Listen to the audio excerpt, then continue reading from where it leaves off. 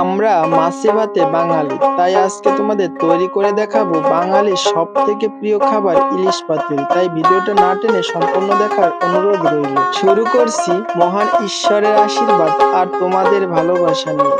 Ratul kitchen with village ফুডের নতুন একটা রান্নার ভিডিওতে তোমাদের সবাইকে স্বাগত। ইলিশ পাতুরি তৈরি করার জন্য প্রথমে মাছটাকে ভালো করে কেটে তারপরে ধুয়ে জল ঝরানোর জন্য এক পাশে রেখে দেব। মাছগুলোর জল ঝরাতে দিয়ে বাটনায় সরিষা, কাঁচামরিচ আর লবণ দিয়ে ভালো করে মিহি করে বেটে নেব। বন্ধুরা, সরিষা বাটার সময় অবশ্যই কিন্তু কাঁচা লঙ্কা এবং লবণ দিয়ে বাটবেন, দেখবেন এতে সরিষাটা তিতো হয়ে যাবে না। এবার মাছগুলোকে মাখানোর জন্য কলার পাতার উপর রেখে নুন, হলুদ, লঙ্কা বাটা, কাশ্মীরি লঙ্কা গুঁড়ো, সরিষা বাটা, নারকেল কুড়িয়ে ভালো করে মিহি করে বাটা এবং সরিষার তেল দিয়ে ভালো করে মাখিয়ে নেব। আমি এখানে ইলিশ পাতুরি রান্না করার জন্য নারকেল বাটা ব্যবহার করছি। তোমরা যদি চাও তাহলে নারকেল বাটা নাও দিতে পারো। ইলিশ পাতুরিটা মাখানোর সময় অবশ্যই হাত দিয়ে মাখার চেষ্টা করবে, এতে পাতুরির স্বাদ খুব ভালো হয়। মাছগুলোকে ভালো করে মেখে 30 মিনিটের জন্য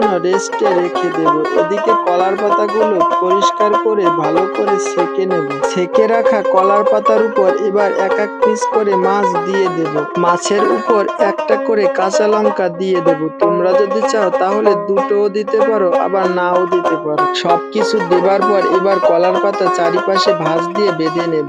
আর বন্ধুরা, তোমরা খেয়াল করছো ভাঁজ দেওয়ার সময় কলার পাতা একটু ভেঙে বা ফেটে যাচ্ছে না। তোমরা যখন বাড়িতে ইলিশ পাতুরি বা অন্য কোনো মাছের পাতুরি তৈরি করবে তখন আগুনে কলা পাতা সেঁকে নেবে, এতে পাতা ফেটে যাওয়ার কোনো ভয় থাকবে না। একে একে আমি সকল ইলিশ মাছের পাতুরিগুলো বেঁধে নিয়েছি। এবার ভাজার জন্য কড়াইতে সরিষার তেল দিয়ে দেব। তোমরা চাইলে সাদা তেলেও ভাজতে পারো, তবে সরিষার তেলে পাতুরি ভাজলে স্বাদ ও গন্ধ খুব সুন্দর হয়। কড়াইতে তেল গরম হয়ে গেলে এবার একে একে সকল পাতুরিগুলো দিয়ে দেব। আর পাতুরিগুলো ঢাকার জন্য আমি একটা কাঁচের ঢাকনা নিয়েছি, এবার ঢেকে দেব। পাতুরি ভাজার সময় অবশ্যই একটু ঢেকে দেবে, এতে ভেতরের মাছটা ভালো সিদ্ধ হয়ে ভাজা হবে। আর ভাজার সময় অবশ্যই মৃদু আঁচে ভাজতে হবে, বেশি আঁচে ভাজলে পাতাটা পুড়ে যাবে, ভেতরে মাছটা ভাজা হবে না। এইভাবে কিছু সময় উল্টে পাল্টে ভেজে নিলেই তৈরি হয়ে যাবে ইলিশ মাছের পাতুরি। আর আমি ভাজা শেষে এবার পাতুরিগুলো নামিয়ে নিলাম।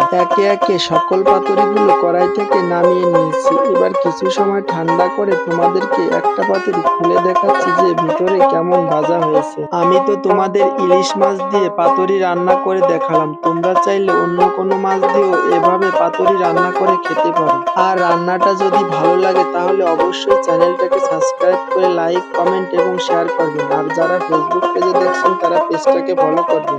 দেখা হবে অন্য কোনো নতুন রান্নার রেসিপি নিয়ে। ততক্ষণ সবাই ভালো থাকবেন।